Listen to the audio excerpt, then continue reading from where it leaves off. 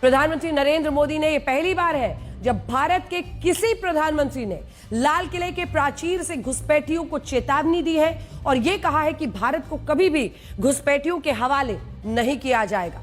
इस भाषण में दूसरा अल्टीमेटम जो था, ऑपरेशन सिंदूर के लिए सेना को खुली छूट दी थी। प्रधानमंत्री नरेंद्र मोदी ने इस भाषण में दूसरा अल्टीमेटम पाकिस्तान के लिए दिया। प्रधानमंत्री मोदी ने कहा कि ऑपरेशन सिंदूर के लिए सेना की खुली छूट उनको दी गई थी सेना को। इस हमले के बाद आज भी पाकिस्तान की नींद उड़ी हुई है। प्रधानमंत्री नरेंद्र मोदी ने कहा भारत परमाणु ब्लैकमेल को बर्दाश्त नहीं करेगा। यह साफ स्पष्ट शब्दों में उन्होंने कहा और यह भी कहा कि खून और पानी एक साथ नहीं चल सकते हैं।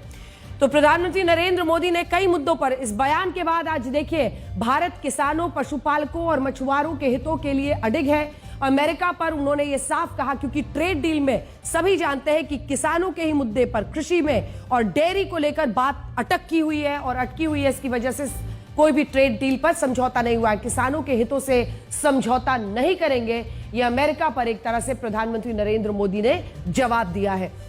आरएसएस की 100 वर्ष की, प्रधानमंत्री ने आज आरएसएस की भी बात की। पाकिस्तान के नेताओं की को नींद नहीं आएगी, इसका तो जिक्र किया ही, लेकिन संघ की बात को लेकर खूब चर्चा हो रही है, क्योंकि आरएसएस के 100 साल पूरे होने पर, आरएसएस की 100 वर्ष पर उन्होंने अपनी बात कही। आरएसएस देश को समर्पित दुनिया का सबसे बड़ा एनजीओ प्रधानमंत्री नरेंद्र मोदी ने बताया।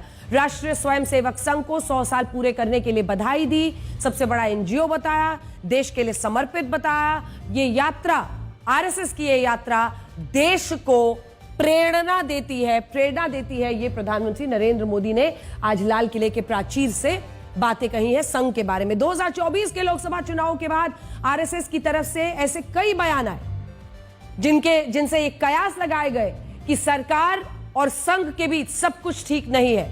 लेकिन आज प्रधानमंत्री मोदी ने संघ का जिक्र करके एक तरह से कंफ्यूजन मिटाने की कोशिश की, कंफ्यूजन को दूर किया। आत्मनिर्भर भारत और विपक्ष के सहयोग को लेकर भी प्रधानमंत्री मोदी ने यह कहा कि आत्मनिर्भर भारत का मुद्दा कोई राजनीतिक मुद्दा नहीं है और सभी राजनीतिक दलों को इसे सफल बनाने के लिए आगे आना ही चाहिए। अब बड़ा सवाल यह है कि क्या विपक्ष के नेता मेक इन इंडिया और सरकार के, अगर वो वोकल फॉर लोकल, जो प्रधानमंत्री का नारा दिया हुआ है वोकल फॉर लोकल, उस अभियान का समर्थन करेंगे। सभी राजनीतिक दलों को इसे सफल बनाना चाहिए। मेक इन इंडिया, आत्मनिर्भर भारत पर प्रधानमंत्री कह रहे थे वोकल फॉर लोकल, यानी जो हमारे कारीगर, जो हमारे बुनकर बनाते हैं उसके बारे में ज्यादा बोलिए।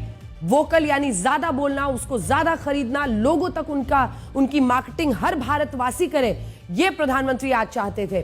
2047 तक 10 गुना बढ़ेगी भारत की परमाणु ऊर्जा क्षमता, यह भी प्रधानमंत्री ने आज उसी मंच से कहा है। और न्यूक्लियर एनर्जी की बात इस मंच से कहना बहुत मायने रखती है। ये बात सुनकर पाकिस्तान समेत कई देशों को नींद वाकई नहीं आएगी। देश में 1200 से ज्यादा स्थानों पर दुर्लभ खनिजों की खोज होगी, यह भी पीएम ने कहा, जिससे उत्पादन में भारत और आत्मनिर्भर बन सकेगा। प्रधानमंत्री ने इस बात पर भी जोर दिया है। तो आत्मनिर्भर भारत पर उनका पूरा फोकस था, जिसमें वोकल फॉर लोकल से लेकर मेक इन इंडिया, भारत खुद का स्पेस स्टेशन बनाने की तैयारी करेगा। प्रधानमंत्री ने इन तमाम मुद्दों की चर्चा की और प्रधानमंत्री मोदी ने ऐलान किया है कि जीएसटी कानून में भी इस दिवाली पर बदलाव होगा, जरूरी सामानों पर टैक्स कम किया जाएगा।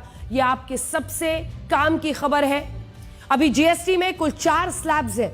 कहां पर क्या फायदा होने वाला है हम आपको बताना चाहते हैं। अभी जीएसटी में कुल 4 स्लैब्स हैं, जिनमें 5% उन्होंने कहा कि जीएसटी कानून में बदलाव होगा, जरूरी सामानों पर टैक्स कम किया जाएगा। जो अभी तक टैक्स स्लैब्स हैं वो हम आपको बताते हैं। पहला जो टैक्स स्लैब है 5%, 12% है दूसरा, इस पर हटाने पर विचार हो रहा है 18% और 28%। अब 12% वाले में हटाने पर जो विचार हो रहा है, सामान सस्ते होंगे, टूथपेस्ट, छाते, साबुन, सिलाई machine, pressure cooker, water heater, washing machine, cycle, जो आप न सिर्फ हर तबके के लिए और खास तौर पर मिडिल क्लास के लिए उसको बहुत राहत मिलेगी अगर ये 12% के टैक्स स्लैब को हटा दिया जाए। अगर ऐसा होता है तो 12% के स्लैब में जो जरूरी चीजें आती हैं वो सस्ती हो जाएंगी और आने वाले वक्त में जो कंज्यूमर है जो भारत का नागरिक है, मध्यम वर्ग के लोग हैं, उनके लिए बहुत बड़ी, हर वर्ग के लिए बल्कि राहत मिलेगी। और इसी भाषण में प्रधानमंत्री मोदी ने यह भी ऐलान किया कि दिवाली पर सरकार एक विकसित भारत रोजगार योजना शुरू करेगी, जिसमें 3.5 करोड़ नौजवानों को रोजगार मिलेगा।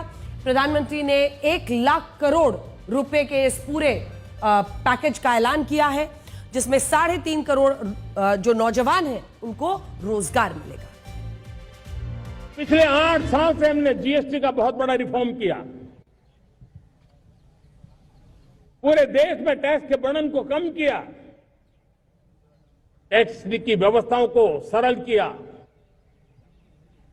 और 8 साल के बाद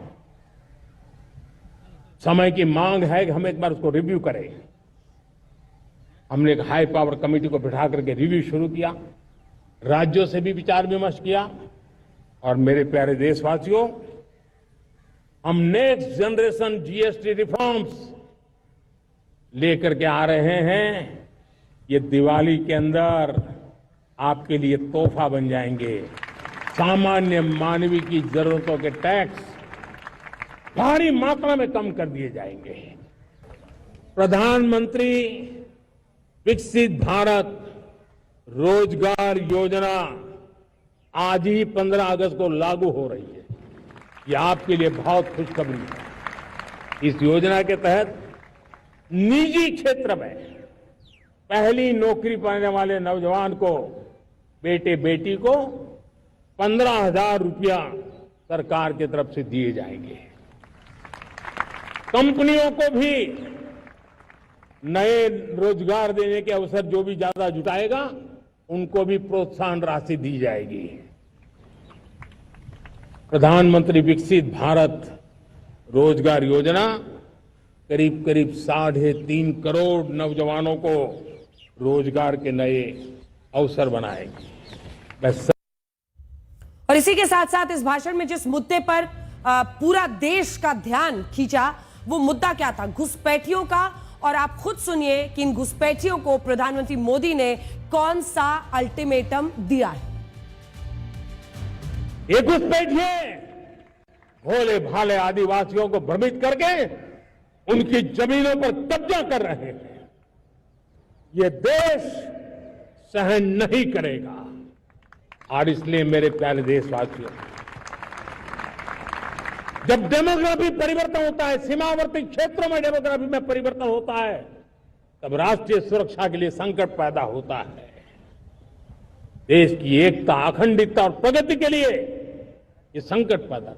और इसलिए मैं आज लाल किले की प्राचीर से कहना चाहता हूं, हमने एक हाई पावर्ड डेमोग्राफी मिशन शुरू करने का निर्णय किया है।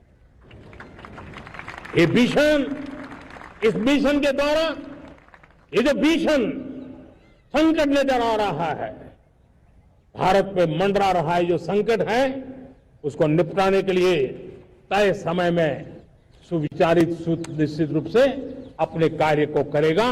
उस दिशा में हम आगे बढ़ रहे हैं।